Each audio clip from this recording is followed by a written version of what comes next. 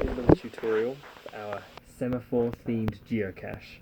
At this point in the game, you and your teammate have managed to open your respective boxes and the various boxes inside using the Semaphore instructions to send and receive, with the worst made flags ever, which hopefully do not entice anyone to steal them. And you're at this point, you've managed to sign the log, you're the first, you got the prize, and now comes the tough part, trying to close it all up. Now, when you open the box, as well as finding the code, the instructions, the flag, you should have also found a string and tweezers.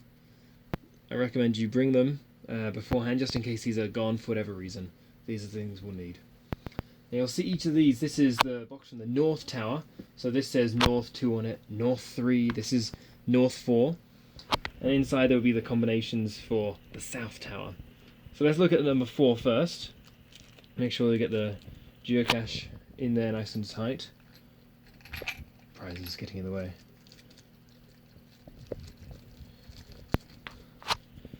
This is the toughest one of both sets to close. You want to make sure the string is a loop poking out that can go into here, like so. We're going to line those two circles up by closing it. We should now see, just through that window, the string there. Grab your tweezers and try and tease the string out, and now you're free to lock it. On. Oh, and make sure to shuffle the combination. On to the next one. North 3. So that's the combination for the South 4, censored of course. For this one we're going to need the string. We'll send an end through this loop of string, like so. So now I've got it interlinked like a chain.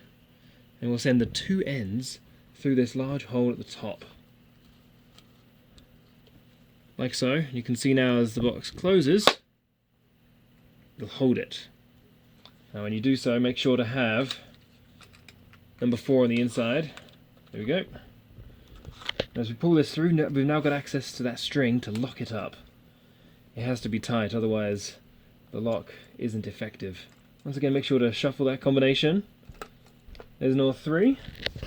We go to box number 2, and make sure again we've got the combination in there. That goes inside. We're going to use the string again, threading through, like so. Goes in the top. As you close it, we pull that through the hole, allowing us to fit that padlock through. And you can see each of the padlocks are color-coded, blue with blue, and we had red with red earlier.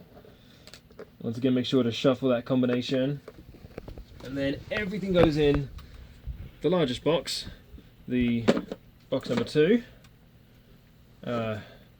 String and tweezers for the next person, combination they'll need, the instructions, the flags. Ooh. If you find a worse paid pair of flags, let me know. Ooh.